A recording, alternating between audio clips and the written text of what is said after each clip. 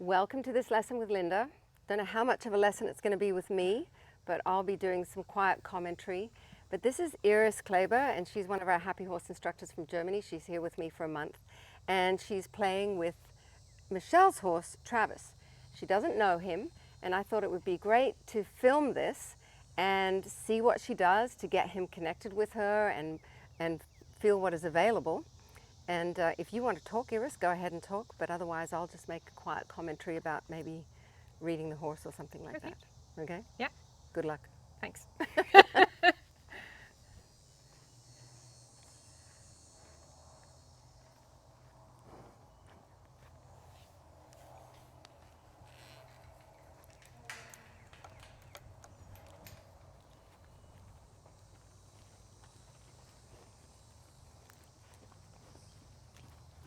Good boy.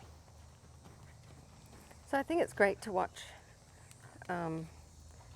somebody with a lot of expertise get to know another horse, because you have to feel what's happening and read the horse. She's very good at connection. She's got a lot of expertise, liberty in everything really. And so just watch it. I'll make some comments if necessary, but otherwise I think it's going to be pretty self-explanatory.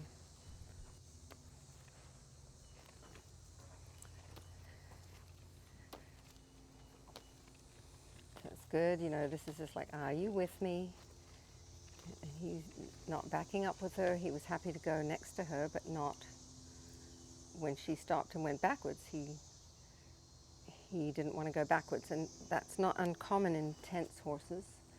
And Travis is a pretty tense horse. Good boy.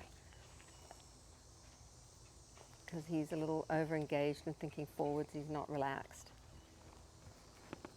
And so then back up is a good test. It's also, of course, a good test of a pushy horse, because then they want to say, you're not the boss of me. Nice. Good. Stay with me.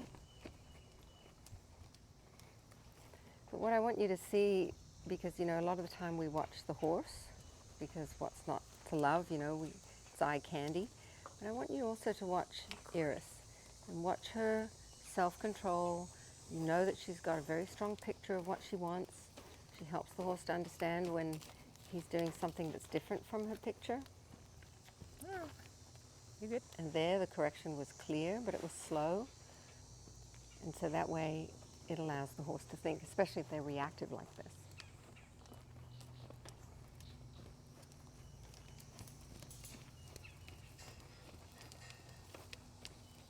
She's got a very nice steady pace in how she walks.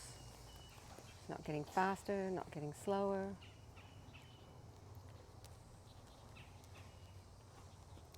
Obviously has a picture and a plan.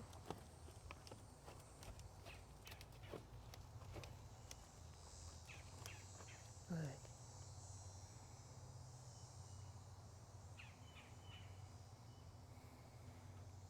Just waiting for the horse to relax a little. He gets pretty high-headed. And of course that's a sign that they're on adrenaline. But her feel and her timing is really nice. And you can see that she's really communicating with the horse, which is different from just telling the horse what to do. Because that will build connection. When you just tell horses what to do, then often they do it, but they're not really connected to you. It's just obedient. And sometimes, Good boy. That was good. It can be that they just are obedient and doing things, but there's a lot of tension instead of this beautiful harmony and connection.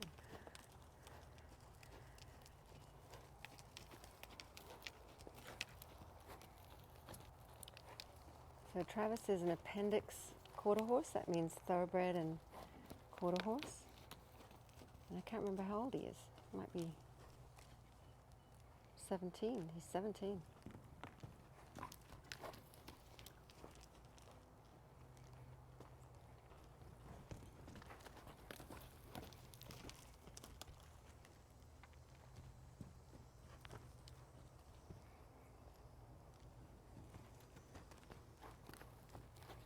And she's very clear. You can see that she wants him to just continue around her, even though she's passing it around her back. Good. She's very good at keeping track of the horse like that. If it doesn't feel that safe to you yet, then you just twirl in place Okay. like a little pirouette as you do it. Very nice.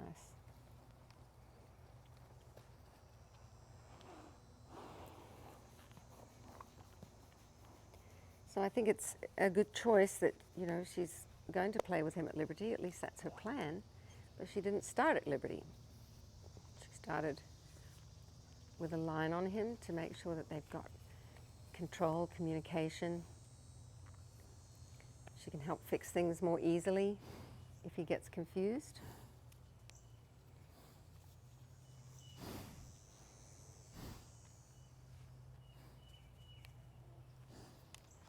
And I think it's interesting, you know, when this is not your horse and you have to introduce yourself and make sure that the horse understands you. I mean, luckily here we all speak the same language, so it's not like you go in there and speak a foreign language to the horse, but we've got the same body language and sign language. But the connection is everything, because you could use the same language and the horse not be connected to you, and now you've got nothing.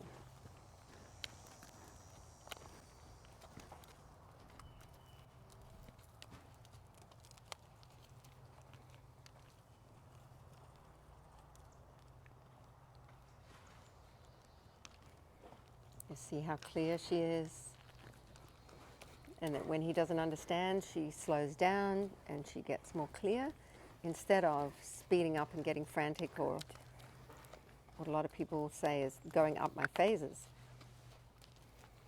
It's not that the horse is not listening, he's just not quite clear on what he's supposed to do.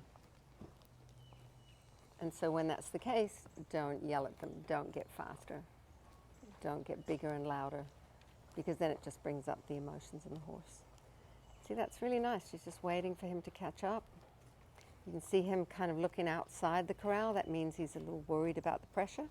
And so with Iris just keeping on walking forward, there's no pressure on him, and she's waiting for him to understand. You can see his ears on her. And it'll be great when he brings his nose towards her.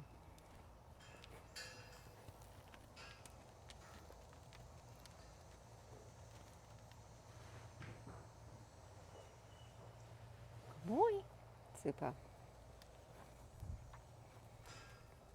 So I thought that was a really good decision, because he was going around, he almost did it, and then she saw that he wasn't going to quite make it. And so she stopped him, and then he looked at her.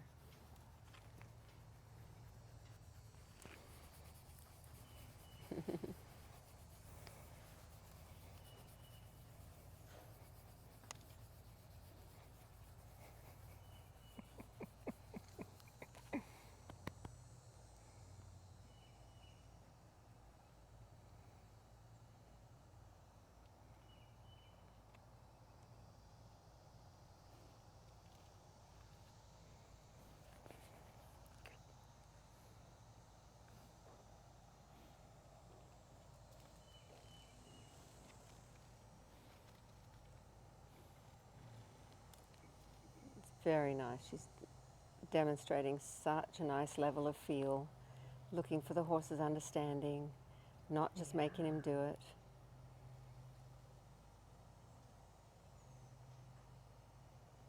And what she's doing is getting to the horse's mind. This is psychology.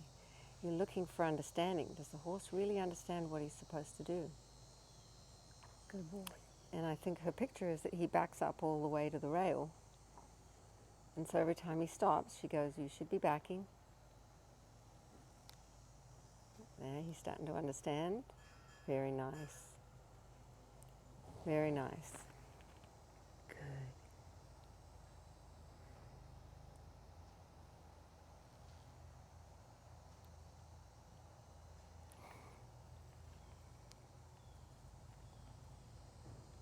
Now, a lot of people would be tempted there to try and call the horse back to them, but that's the hardest thing to do, especially from a distance. It's a very advanced maneuver. So, of course, that would not have been a good decision. She did exactly the right thing. Horse is starting to look more relaxed. He's taking a bigger stride now. His head's still a little bit high.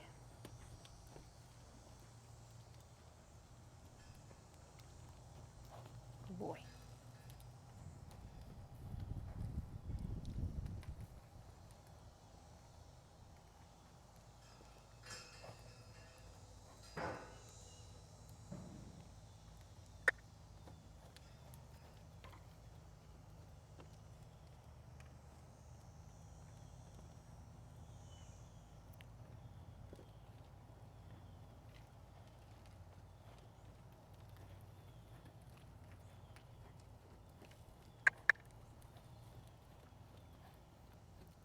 Asking for the canter.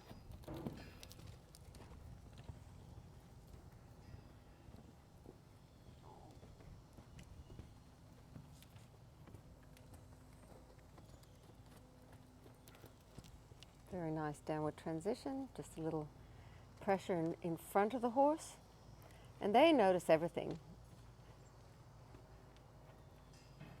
Pretty soon you just move that stick a little bit in that direction and the horses will slow down.